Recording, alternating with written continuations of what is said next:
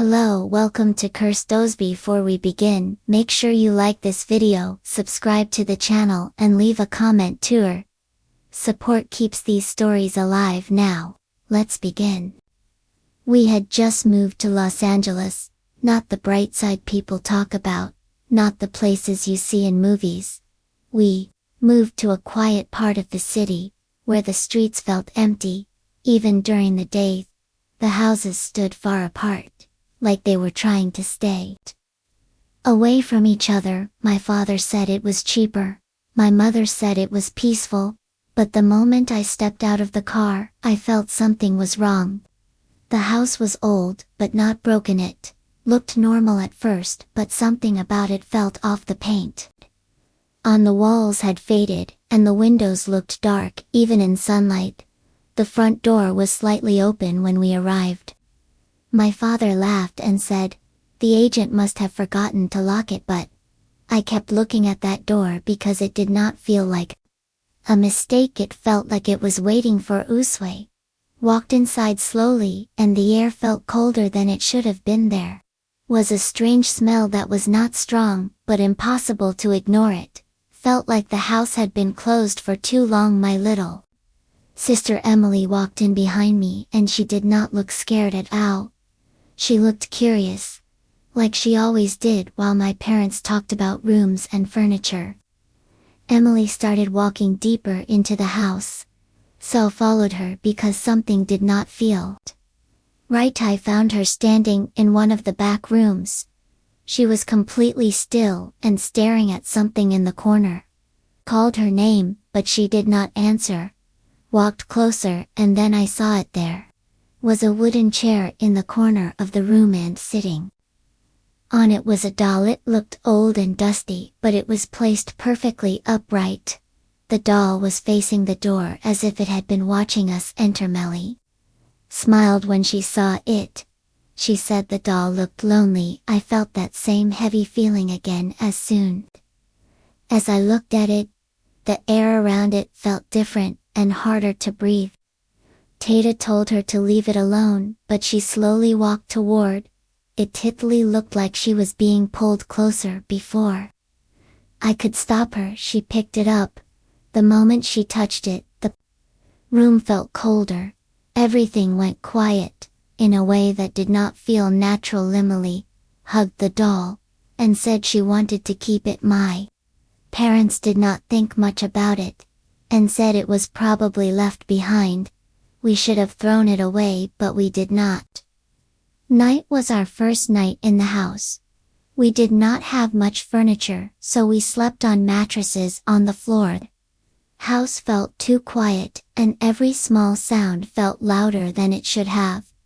V could not sleep because something felt wrong. I turned my head and saw Emily sleeping peacefully. The doll was placed next to her, and it was facing me. Tried to ignore it, and told myself it was just an old toy, but I could not shake the feeling that something was not right. Sometime during the night, Emily started whispering in her sleep. Her voice sounded soft, but different. I sat up and listened carefully. Did not sound like she was talking to herself. Sounded like she was answering someone. I called her name, but she did not respond.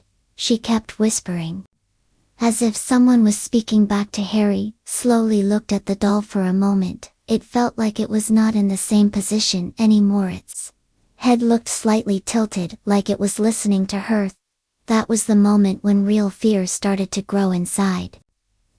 May did not sleep after that. Ty just lay there and waited for the morning, but when morning came, things did not feel normal.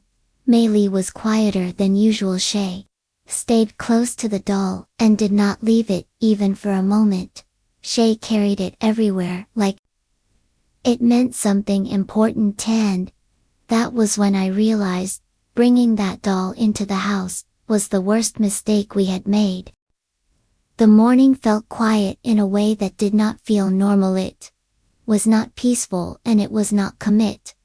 Felt like the house was waiting. My parents continued unpacking as if everything was fine. They talked about buying furniture and fixing the place. They Treated it like a normal home, but it did not feel like a home to MIT. Felt like we were inside something that was watching us. Emily stayed close to the doll the entire time. She did not run around and she did not explore. She just sat on the floor, holding it and whispering softly. Every time I looked at her, she stopped talking and smiled. That smile did not feel right. It felt forced and empty. I tried to tell my mother that something was wrong.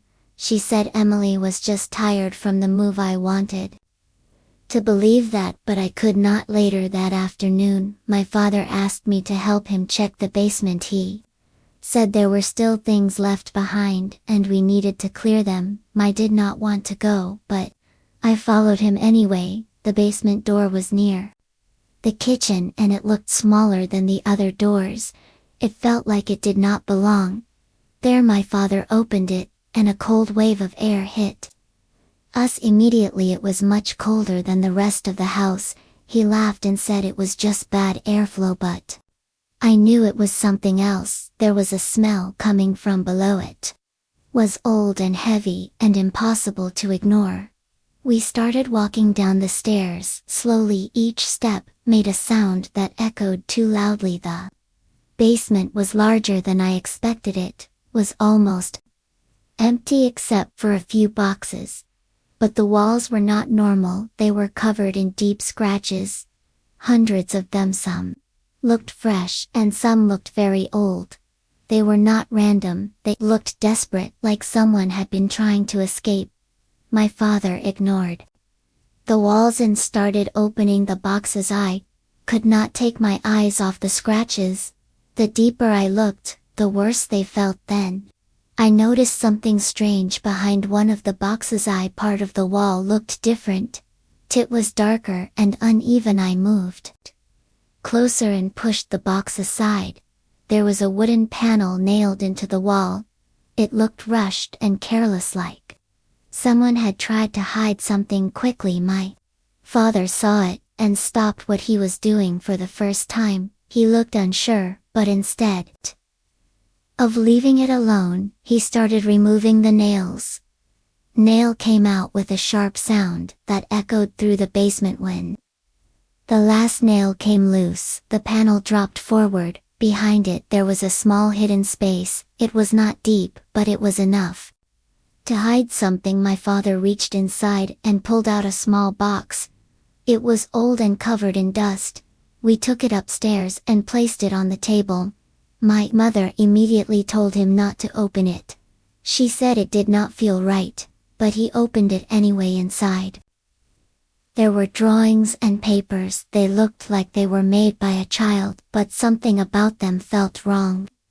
The drawings showed a house that looked exactly like ours. There was a girl standing near it, holding a doll behind her. There was a dark shape watching. Every drawing showed the same thing, the same girl, the same doll, the same shadow. My father reached deeper into the box and pulled out something wrapped in cloth. When he unwrapped it, we saw a necklace. There was a symbol carved into it, the same symbol that was scratched into the basement walls. That was when my mother told him to stop. She said we should throw everything away, but before anyone could say anything else, Emily walked into the room. She was holding the doll tightly. She looked at the drawings and then at the necklace, and then she smiled. Was not her normal smile. It felt slow and unnatural. My mother tried to take the doll away from her just for a moment, but Emily reacted instantly. She screamed. The sound was not normal. It was deeper and filled with anger. My father quickly gave the doll back to her, and the moment she touched it again, she became quiet, completely silent, like nothing had happened. That moment stayed with me, because it did not feel like we were dealing with a child anymore. Night I stayed awake. I did not even try to sleep. I kept listening to every sound in the house.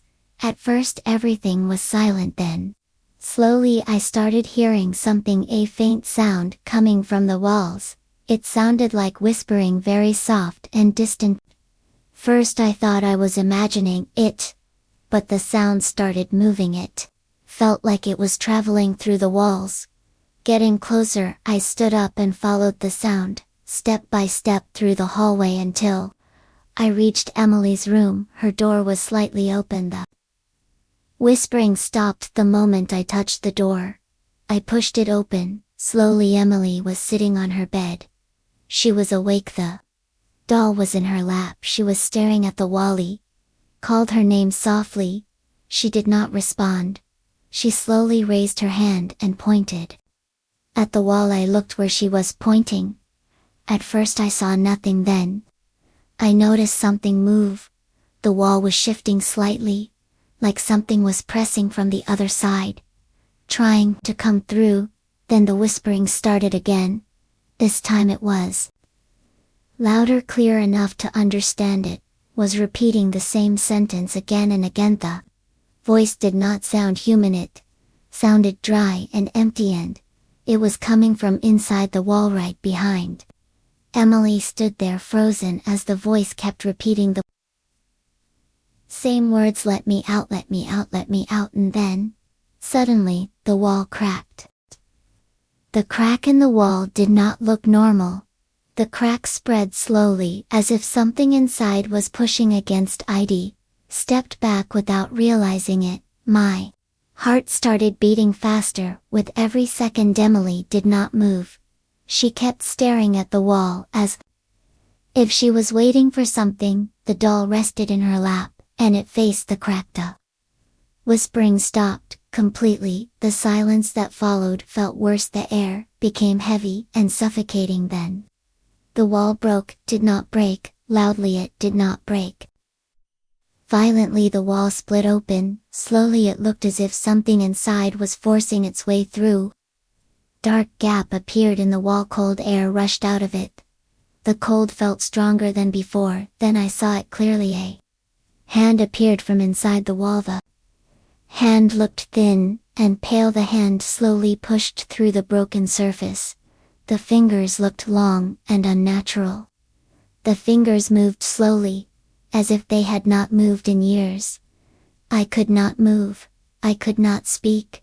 Kai just stood there watching everything. Hand gripped the edge of the crack tightly. Then another hand appeared beside it. The second hand pulled itself forward. Whatever it was trying to come out. Emily smiled. She leaned forward slightly. She looked like she was welcoming it. That was the moment I reacted. I grabbed her arm and pulled her back. The moment I touched her, she screamed again. The scream sounded deep and unnatural. The thing inside the wall stopped moving. Everything froze for a second, then suddenly it moved faster. The hands pushed harder against the wall. The crack widened further. Then a face started to appear. The face did not look human. The skin looked stretched and pale. The eyes looked too dark. The mouth was open too wide. It looked like it had forgotten how to close. I pulled Emily out of the room as fast as I could. She fought back harder than I expected. She did not want to leave the room. She kept reaching toward the wall. She kept calling out in a voice that did not sound like hers. I dragged her into the hallway. My parents rushed out of their room after hearing the noise. They asked what was happening. I could not answer them. From inside the room, we heard a sound. It sounded like something hitting the floor. Then everything went silent. My father slowly walked toward the room. I tried to stop him, but he pushed my hand away. He stepped inside the room. Everything went quiet. Again the silence felt too deep. A few seconds passed. Then he screamed. The scream was not loud. The scream was sharp. It sounded like something had grabbed him. My mother ran toward the room. I followed her quickly. What we saw inside changed everything. The wall looked completely normal. There was no crack. There was no opening. There was nothing, but my father was on the floor. His arm was twisted in a way it should not be. There were deep marks on his skin. It looked like something had grabbed him hard. He kept repeating the same words again and again. It touched me, touched me that night. No one slept, but the worst part was not what we saw. The worst part was what we heard. Sometime after midnight, the whispering returned. This time the sound did not come from the walls. This time it came from inside the house. Sound was moving. The sound was getting closer. The house did not feel the same anymore. The house felt alive. It felt like it was breathing around us. Every sound felt closer. Every shadow felt deeper. My father refused to go near the basement again. He locked the door and told us to stay away from it. That did not make anything better. Whatever was inside was not staying there. Millie became quieter with every hour. She barely spoke to us anymore. She only spoke to the doll sometimes. She smiled at nothing that night. We all stayed in the same room. No one wanted to be alone. The lights stayed on the entire time. That did not help. Fear does not need darkness. It was sometime after midnight when we heard the first noise. Slow dragging sound came from the hallway. We all froze in place. No one moved. The sound came closer, step by step. The movement felt slow and heavy. It sounded like something was being pulled across the floor. My mother whispered that it was nothing. Her voice was shaking. The sound stopped right outside the door. Then we heard a soft knock. The knock came 3 times. Each knock felt slow and deliberate. No one answered. My father slowly stood up. He ignored my warning. He walked toward the door. Each step felt heavier than the last. He reached for the handle. He paused for a second, then he opened the door. Hallway was empty. The air felt colder than before. Then we heard a whisper from behind him. The whisper sounded very close. It felt too close. My father turned around slowly. That was when it happened. His body jerked violently. Looked like something invisible had grabbed him. He was pulled backward into the hallway. His body slammed into the wall. My mother screamed. I ran toward him. Something pushed me back hard. It felt like I hit an invisible barrier. My father struggled on the floor. His hands reached out for help. There was nothing there. There was nothing we could see. Then something lifted him slowly. His body rose off the ground. His feet hung in the air. His face started turning pale. He tried to speak. No words came out. Tonally. A choking sound escaped his throat. Then suddenly his body twisted. A sharp cracking sound filled the hallway. In the next second, he dropped. His body hit the floor, completely stilled. My mother collapsed beside him. She cried and shook uncontrollably. Stood there, frozen. I could not process what had just happened. Then I heard it again. A soft giggle came from inside the room. I turned slowly. I saw Emily sitting on the bed. She was holding the doll. She was smiling, that same empty smile. It looked like she already knew what was going to happen next. The silence after my father's death felt heavier than anything I had ever experienced. It was not just grief. It was pure fear. The fear that sits inside your chest and refuses to leave. Mother held him on the floor for a long time. She kept calling his name again and again. She hoped he would respond. He never did. His body stayed completely still. His eyes were half open. It looked like he had seen something in his final moments, something we could not see. Wanted to go to Hermie. Body refused to move. I could still feel it, that presence inside the house. Sid was watching it, was waiting. Emily was still sitting on the bed. She was holding the doll. She looked completely commit. Felt like nothing had happened to her.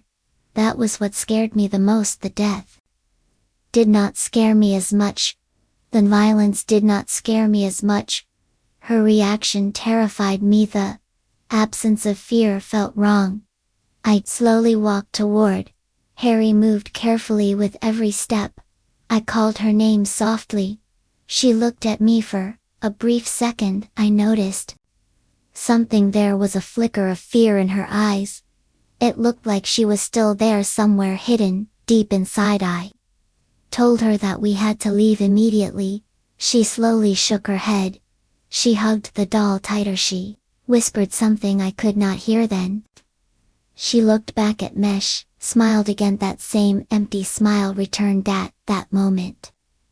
I understood something clearly. This was not just about the doll. The house itself was part of it. We were not just being watched, we were being held inside it. My mother finally stood up. Her face looked pale.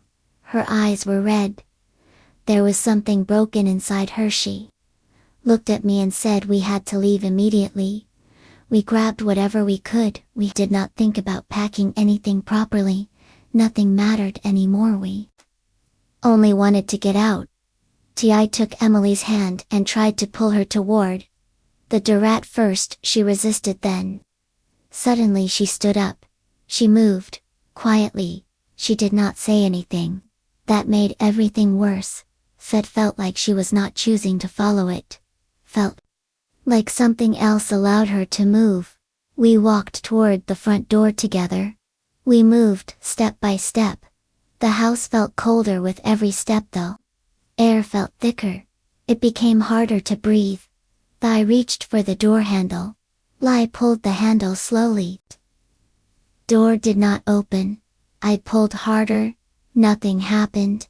My mother tried to open it. She hit the door. She shouted loudly.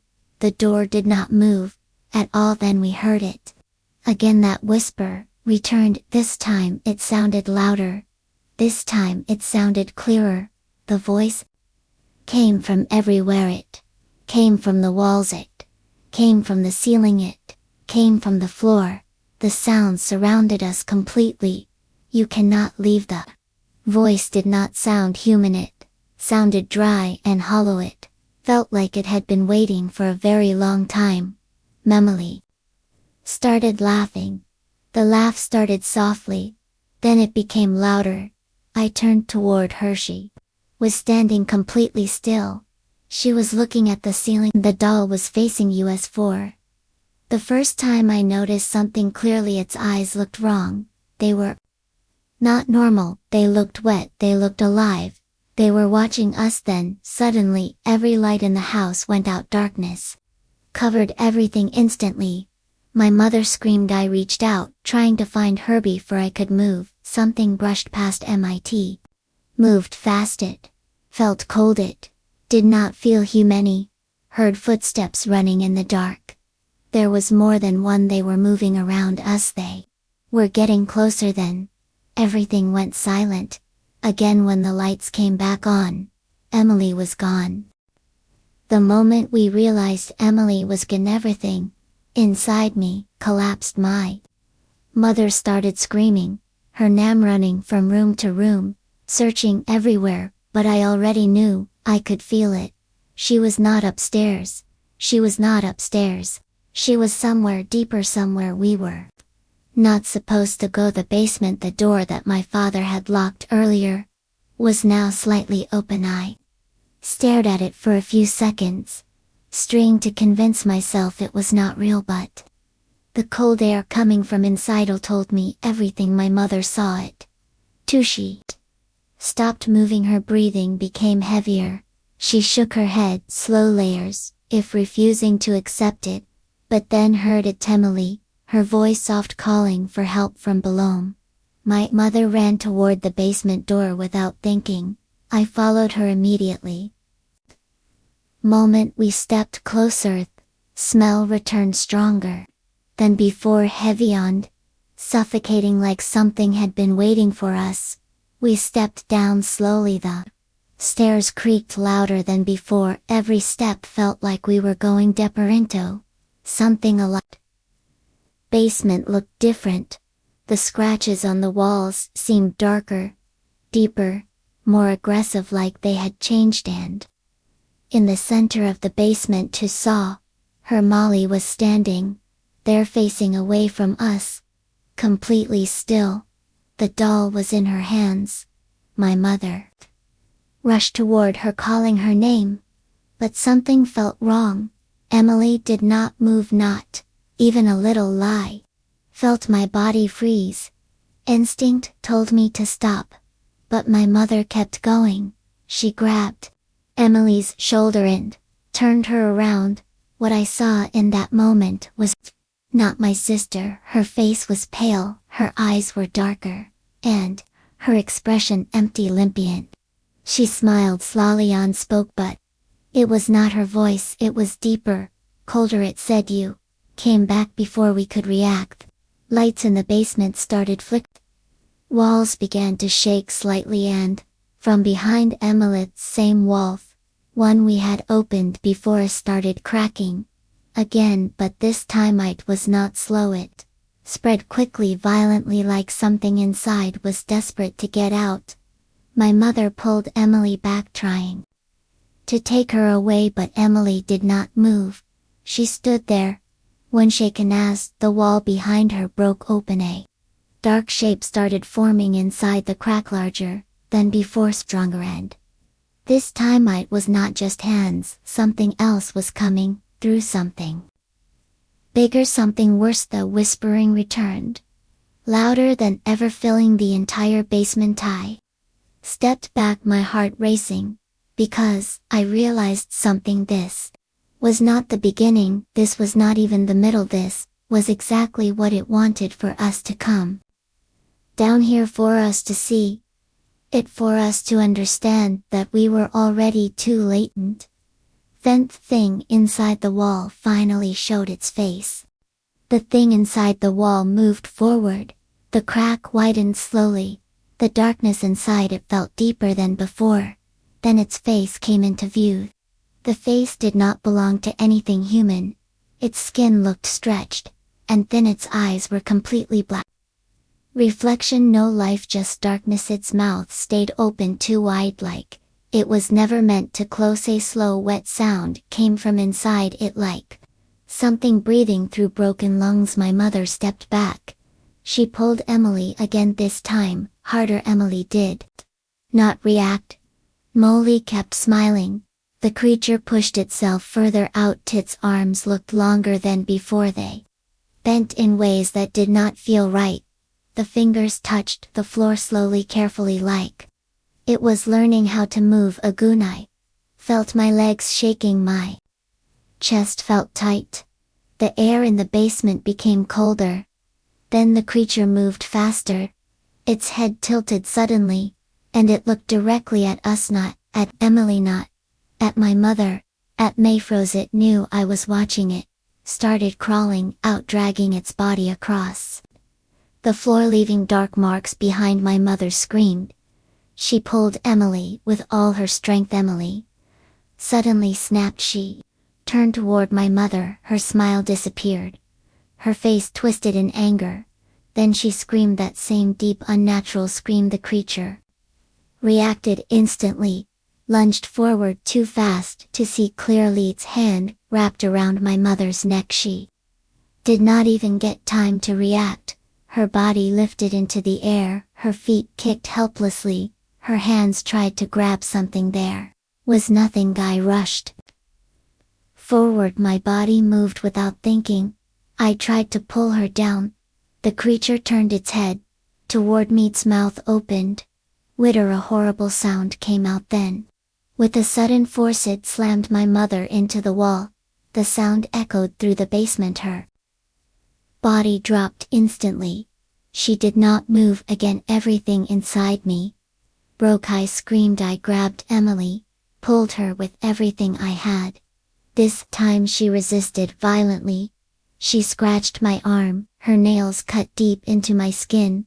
Blood ran down my hand. She kept screaming, not like a child, like something else, something angry, something alive inside her. The creature started moving again. It crawled toward us faster now, more confident, like it knew we had nowhere to go. Dragged Emily toward the stairs. Each step felt like a fight. My heart was pounding. My breath was breaking behind me. I could hear it, the dragging, the crawling, getting closer. We reached the stairs. I pushed Emily upward. She stumbled, but moved For the first time she looked scared, real fear. I ran behind her. We climbed as fast as we could. The sound behind us became louder, then suddenly something grabbed my leg. Cold tightened. I looked down. One of its hands had reached MIT's fingers, dug into my skin. Pain shot through my body, kicked with my other leg. I hit it again and again. Finally, it let go. I pulled myself up. We reached the topi, slammed the basement door, shut. I pushed everything in front of it, a table, a chair, anything I could find. The door shook violently. Something was hitting it from the inside. The entire house trembled. Emily stood behind me, breathing heavily. For the first time she whispered my name. Soft, scared. I turned toward her.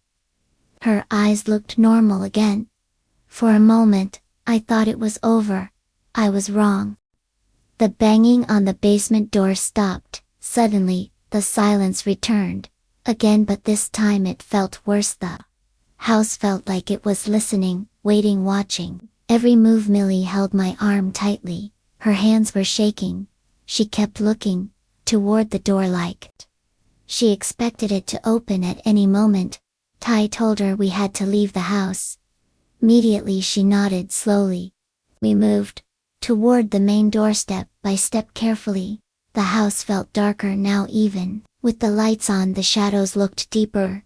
Livy reached the front door. I tried to open it. It did not move. I pulled harder. Nothing. Emily started crying, soft at first, then louder. I looked around, desperately searching for another way. Then I heard it again, that whisper, but this time it came from upstairs. A slow dragging sound followed. Something was moving above us. Heaviest Lodel. Liberate froze her grip, tightened. The sound moved toward the stairs. Step dragged was coming down. I pulled Emily back. We moved away from the stairs. My heart was racing again. The sound reached the top, then stopped. Complete silence. Then, a shadow appeared on the wall, long, distorted, not human. Slowly, it moved down the stairs. Before the body appeared, I grabbed Emily. We ran toward the back of the house, toward the kitchen, toward anything that could lead us out. Behind us, the sound returned, faster now, closer, almost there. I opened the back door. For a second it felt like hope. Then I saw outside. The darkness did not look normal. It looked thick, like a wall, like something waiting. Emily pulled my arm. Do not go outside. Her voice shook. I looked back.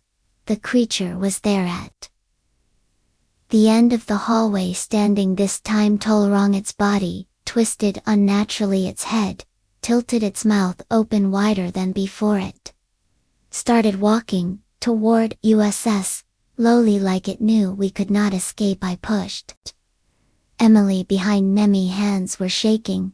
My body felt weak, but I stood there because there was nowhere left to run. The creature stopped a few steps away, looked at Emily, then at me. Then it smiled, a slow, unnatural stretch of its mouth, and in that moment I understood everything. This was never about the house. This was never about the basement. It wanted Emily from the beginning, and now it was not leaving without her.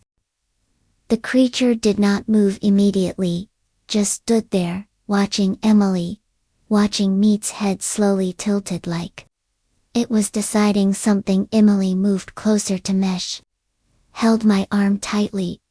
Her body was shaking. She whispered my name again. This time, her voice felt real, weak, scared. I knew she was still inside, still fighting. I stepped in front of her, trying to protect her, even though I knew it would not matter. The creature took one slow step forward. The floor creaked under its weight. Its body stretched unnaturally, like it did not belong in this world. I could hear a wet sound coming from inside, it like something moving under its skin. It stopped again, now only a few steps away. Then it spoke, not with its mouth. The voice came inside my head. Give her to me. The Words echoed. Again give her to Memi chest. Tightened my hands. Shook I did not respond. Mila started crying behind me. The creature moved closer. Its arms slowly lifted, pointing at her. She belongs to Usta. Voice felt stronger, now heavier. I shook my head. I stepped back, pulling. Emily, with Minotha, word came out broken. But I said it again. No. The creature froze for a moment. Everything stopped. Then it smiled wider and the house reacted. The walls started shaking. The lights flickered violently. The air turned colder. Emily screamed. She fell to the ground holding her head. I tried to help her, but something pulled her back, dragging her across the floor toward the hallway toward the darkness. I grabbed her arm, held on as hard as I could. Her nails dug into my skin. Blood ran down both our hands. She screamed my name. Do not let Guy screamed. Bakai will not. The force pulling her became stronger. My grip started slipping. My hands were covered in blood. The floor beneath us felt alive, moving, shifting, trying to pull her away. The creature stood there, watching, enjoying. It screamed agony, pulled with everything I had. My arms burned with pain. My muscles felt like they would tear. Then suddenly, the pulling stopped. Everything went still. Emily lay on the floor, breathing heavily, crying, alive. For a moment I thought we had one. Then I heard it behind me, low, sound, a breath. I turned slowly. The creature was right there, closer than ever before. Before I could react, it moved faster than anything I had ever seen. Its hand grabbed my shoulder. The pain exploded through my body. It felt something tear inside. It lifted me off the ground like I weighed nothing. Emily screamed. She tried to reach me. Creature threw me across the room. My body slammed into the wall. The impact knocked the air out of me. Everything blurred for a second. I tried to stand. My legs almost gave up, but I forced myself up. I could not stop. I would not stop. The creature turned toward Emily. She was crawling backward, trying to escape, crying, begging. The creature walked toward her, slow, certain, like it already owned. Harry ran, ignoring the pan, ignoring everything. I jumped toward it, grabbed its arm. The moment I touched it, cold shot through my body. It felt wrong, like touching something dead, something not meant to exist. The creature turned its head toward me's face, came closer. Its mouth opened. I could smell it, trodden, wet, decaying. It let out a sound, not a scream, not a growl, something worse than. It grabbed my arm tittily, too tightly. I felt bones crack. Pain shot through. May screamed, but I did not let go. Emily stood up. Suddenly something changed in her. Her crying stopped. Her face went still. Then she screamed, that same unnatural scream. The creature froze. Its grip loosened. For a second, just 1 second. That was enough. Free pulled my arm. Free. I grabbed Emily. We ran straight toward the main door. The house started shaking again. The walls cracked. The lights burst. One by one, darkness spread. The door appeared in front of UC. Pushed it. It did not move. I hit it. Nothing. Emily screamed again, louder, stronger. The creature screamed back. The sound filled the entire house. Then suddenly, the door unlocked. It opened just a little, enough. I pushed it open with all my strength. We fell outside into the cold night air. We did not stop running, not even for a second. The house stayed behind us, stark, silent, watching. We ran until our legs gave up, until we collapsed on the ground. Far from that place, Emily was crying, holding me tightly. Held her back. For the first time she felt normally. The night felt quiet again. Too quiet. I looked back. The house stood far away, still, empty, but I knew it was not over. It would never be over. Days passed, then weeks. We never went back. We never spoke about it, but sometimes late at night Emily wakes up screaming, calling my name, saying the same thing. It is still here, and sometimes when the room goes silent I hear it too, a faint whisper from somewhere close, waiting, watching, and I know one day it will come back.